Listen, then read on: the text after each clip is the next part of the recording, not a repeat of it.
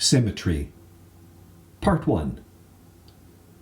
As I've gotten older, I've become fussier about symmetry, and I find I increasingly require a degree of order and harmony in my personal surroundings. It's sort of like my own weird version of feng shui. It's a tendency that manifests itself at least several times a day. If the shoes by the front door are in a jumble, I rearrange them, lining up left with right. If the footstool in the living room is out of skew, I must shift it to exactly the right position before the big armchair.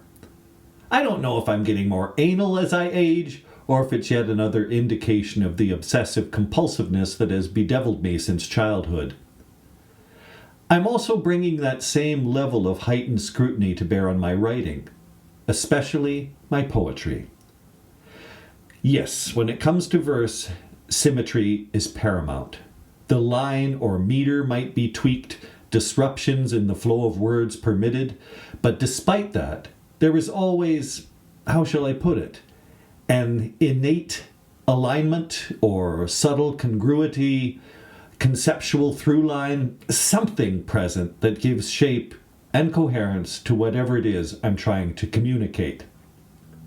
I'm not too solid on terminology, so when I use words like line, meter, or God help me, scansion, it's with the acknowledgement that my grasp of those terms may be a tad shaky and might not completely agree with standard definitions. Nonetheless, I hope you'll bear with me.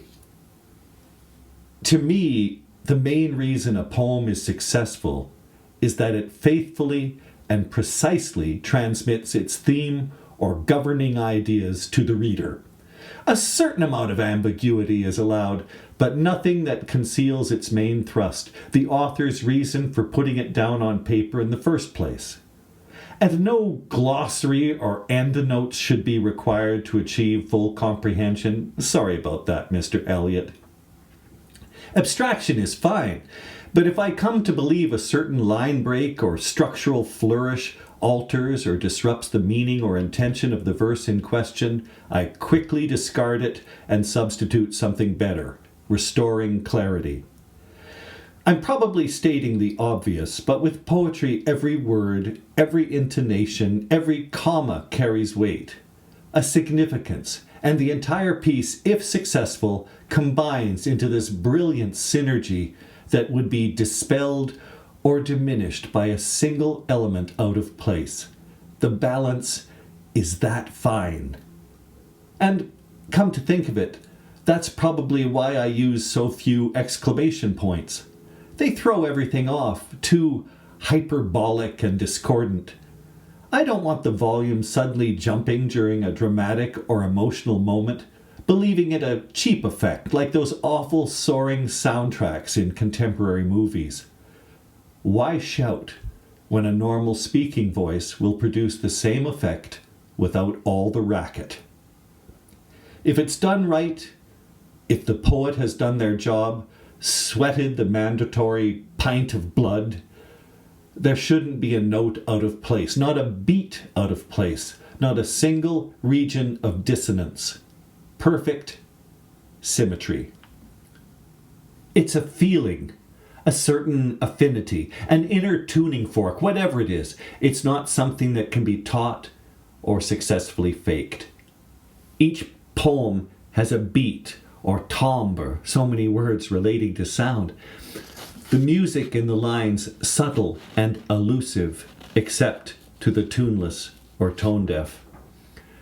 The voice of the poem quickly asserting itself, its sole purpose to narrate some unspeakable truth or ineffable sensation common to us all, yet we are unable to successfully express since it defies articulation, resonating with the part of our brain that thinks in symbols and shadow play, and is open to the possibility of magic.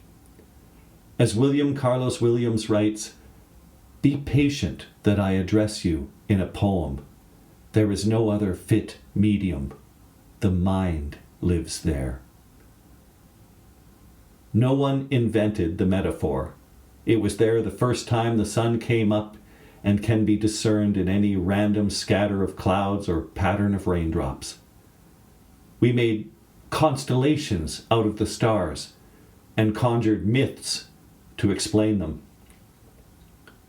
Poetry and prayer, I believe, appeared at roughly the same time, to thwart or rationalize misfortune, assuage a terrible grief, offer comfort and succor for pain and fear too terrible for even the strongest among us to endure.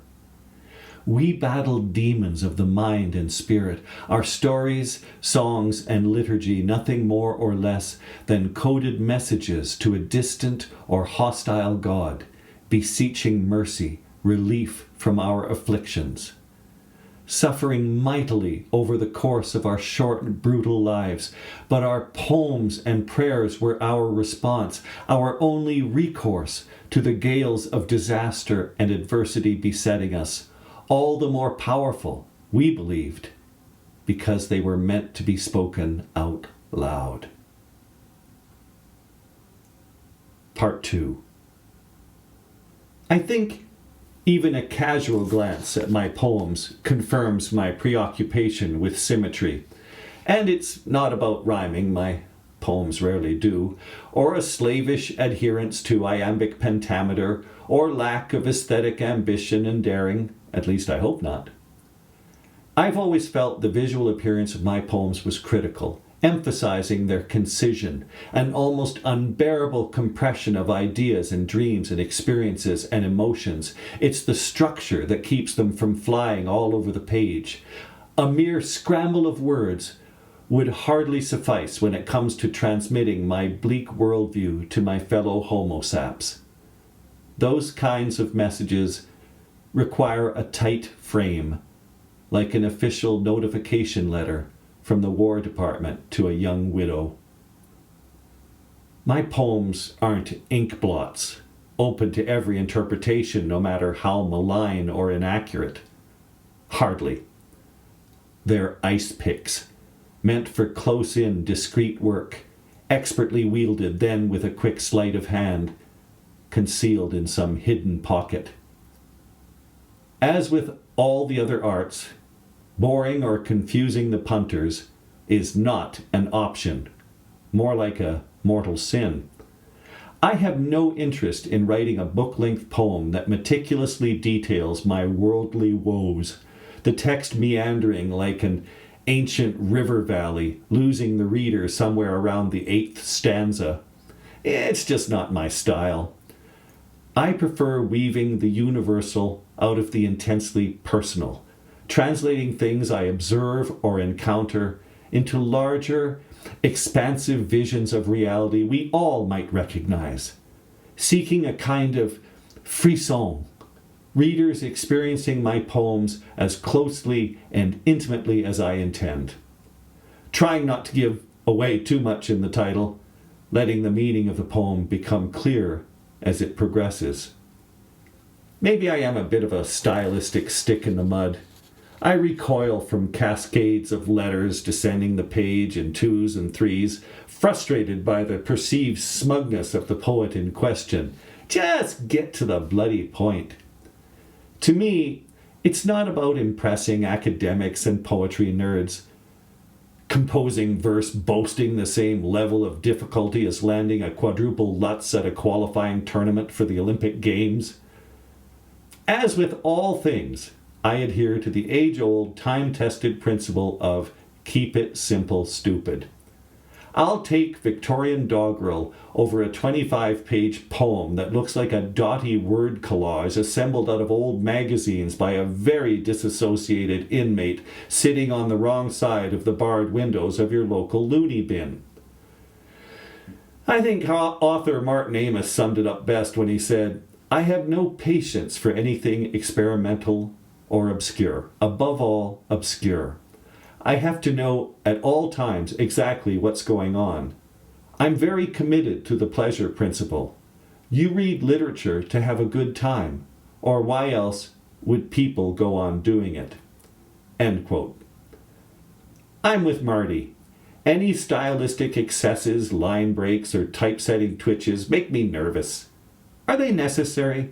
What specific purpose do they serve? Is it sheer genius or the equivalent of alphabet soup? Sorry if I'm belaboring the point. I guess I bear a grudge against my intellectual superiors, folks fluent in ancient Greek and blessed with an expensive classical education, even if they do occasionally get caught up in the wrong crowd. Apologies for dragging you into this, Ezra Pound. They may not be afraid of being called snobs or elitists, but I sure am. What can I say? I just don't believe reading poetry should be a chore. One of my recent journal entries reads, "You should react to a poem like a surprise kiss." Yes, because it's so personal, private, authentic, impromptu, and startling. I know that in poetry form and content should be one, but I readily confess I am more attuned to the latter than the former. Clarifying the theme or meaning of a poem far more important than the manner in which I present it. There's a part of me that believes those crazy word explosions some poets favor are like William Burroughs' paint-filled buckshot loads blasting through canvas, empty and artless. One must always be careful with free verse, abstraction, or any kind of conscious experimentation. Does it enhance the spirit of the poem? Is it technically and aesthetically defensible, or showy and needlessly convoluted, the work of an egotist, not an artist? My poetry takes a different tack. It makes no attempt to baffle or obfuscate. The tension comes from what it barely contains. All my fears and anxieties remembered, rising screams from my bursting unconscious. You can speak many of my poems in one breath, a single breath. In the space between heartbeats, we are like Schrodinger's cat, neither dead nor alive. To most people, poetry is a foreign language. To me, it is the lingua franca of our civilization, the shared tongue of those who still put stock in dreams and have the courage to view the world through the prism of metaphor. Because a poem is never literal, and neither is life. A poem is not the creation of a poet, but an emanation extracted from the collective soul of our species, hovering in the ether around us, waiting to be captured and named. In some shaded, untended part of the garden where nothing seems to grow, there we plant our flowers of evil. My assigned task is not one that involves offering words of encouragement and comfort.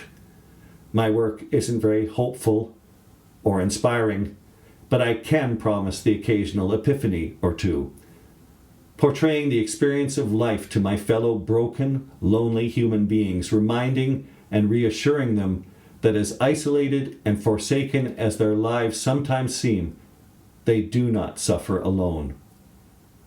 We're all in there with them, adding our prayers and poems to theirs, sending them off to whatever might be out there, in whatever form it might take, knowing deep in our hearts that if there really is a God, they departed in disgust a long time ago, and there will be no response to our entreaties, no further divine tampering in worldly affairs. As far as our Creator is concerned, we are truly on our own. Postscript.